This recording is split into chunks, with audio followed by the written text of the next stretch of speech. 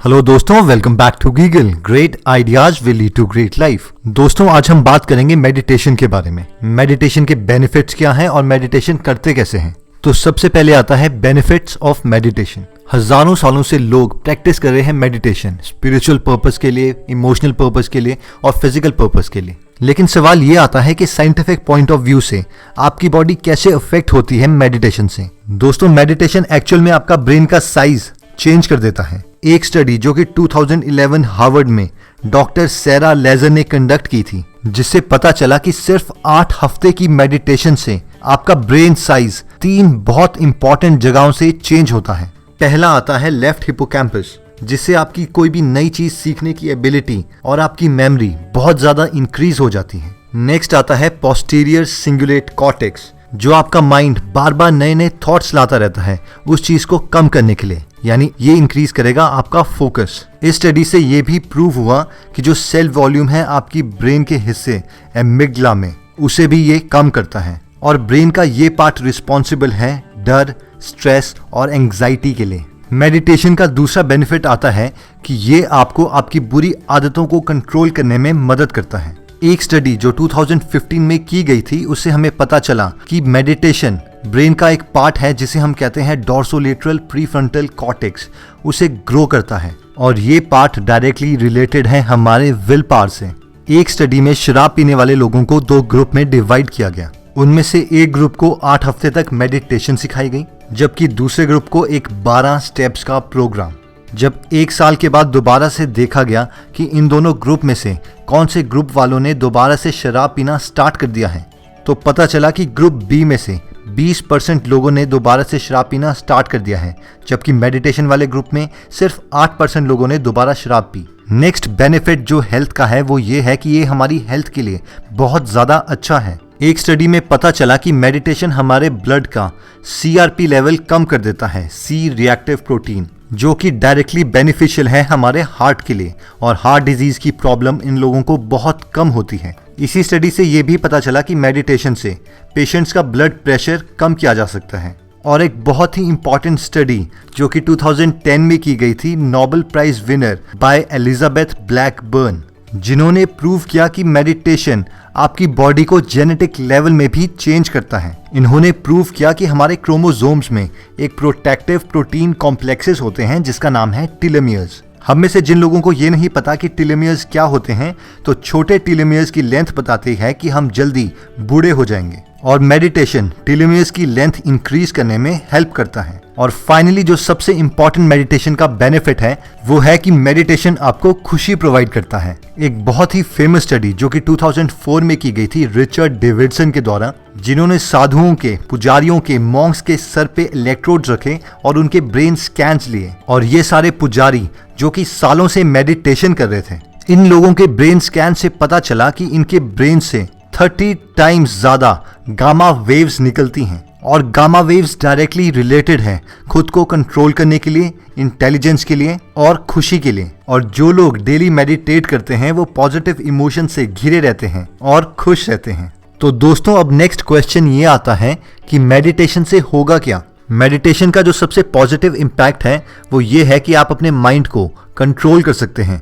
जैसे आप रेडियो को ट्यून कर सकते हैं, उसे ऑन कर सकते हैं, ऑफ कर सकते हैं, वैसे ही आप अपने माइंड में चल रहे थॉट्स को ऑन कर सकते हैं, ऑफ कर सकते हैं, और जो आप चाहें एग्जैक्टली वही सोच सकते हैं। यानी आप अपने माइंड को कंट्रोल कर रहे हैं डिस्पाइट कि आपका माइंड आपको कंट्रोल कर रहा है। और अगर आप ध्यान से सोचें तो ये किसी पावर से कम नहीं है। आप अपनी स्ट्रेस को, एंग्जाइटी को, फोकस को, कंसंट्रेशन को, सब पर कंट्रोल पा सकते हैं। अगर आप कभी भी अपने माइंड की वॉइसेस को सुने तो आपका माइंड हमेशा किसी ना किसी को जज कर रहा होता है, आपको किसी के साथ कंपेयर कर रहा होता है, कंप्लेन कर रहा होता है, किसी को पसंद कर रहा होता है, या फिर किसी से नफरत कर रहा होता है, और ये थॉट्स हमेशा आपके दिमाग में चलते रहते हैं और आपका उन थॉट्स पर कोई कंट्रोल नहीं रहता। यानी बेसिकली मेडिटेशन आपको एक ऑफ बटन, ऑन बटन और एक फाइन ट्यूनिंग बटन देता है उन थॉट्स को कंट्रोल करने के लिए। तो चलिए अब मेडिटेशन की सबसे बेसिक एक्सरसाइज से स्टार्ट करते हैं। तो इसमें फर्स्ट स्टेप आता है पोस्चर। आपको किस तरीके से बैठना चाहिए मेडिटेशन करने के लिए। वैसे तो मेडिटेशन किसी भी पोस्चर में की जा सकती है, चेयर पे बैठे हुए या फिर इवन लेटे हुए, लेकिन मेडिटेशन के लिए जो बेस्ट पोस्चर कंसीडर किया जाता है वो है कि आप फ्लोर पे बैठे हैं और आपकी पीठ सीधी है।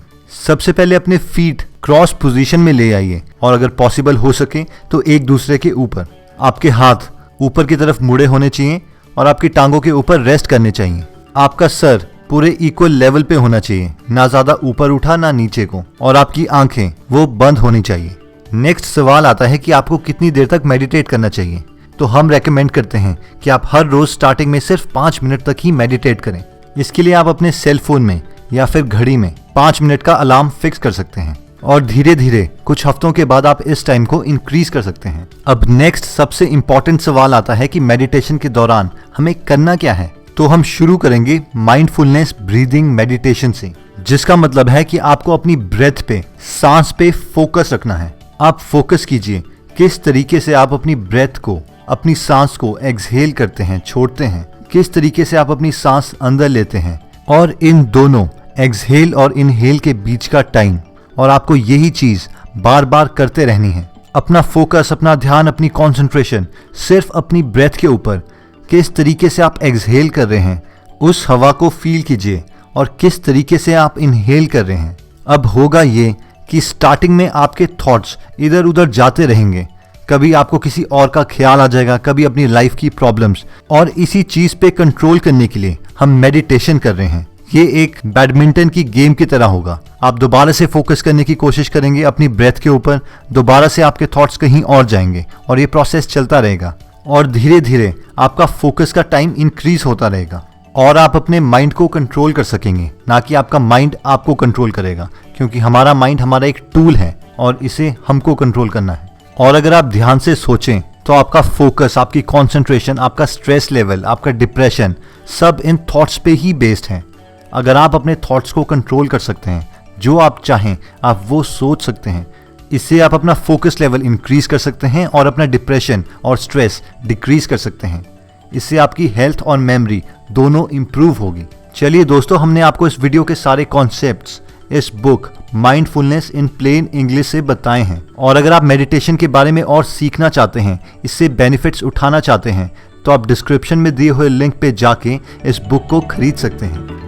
चलिए दोस्तों, अगर आप हमारी कोई वीडियो मिस नहीं करना चाहते तो सब्सक्राइब करने के बाद ये बेल का बटन दबाना मत भूलिएगा। और अगर आपको हमारा ये वीडियो पसंद आया तो आप इसे लाइक कर सकते हैं। अगर आपको लगता है ये वीडियो आपके किसी फैमिली मेंबर या फ्रेंड के काम आ सकता है तो आप ये वीडियो उनके साथ शेयर कर सकते हैं।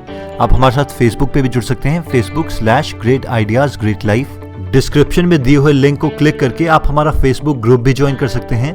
उस फेसबुक ग्रुप में आप हमारे साथ अपनी प्रॉब्लम शेयर कर सकते हैं और सारे के सारे गीगलर्स पूरी कोशिश करेंगे कि आपकी प्रॉब्लम सॉल्व कर दें, और उस फेसबुक ग्रुप में हम भी आपको मिलेंगे। चलिए गीगलर्स, नेक्स्ट वीडियो में हम आपको जल्दी ही मिलेंगे। धन्यवाद।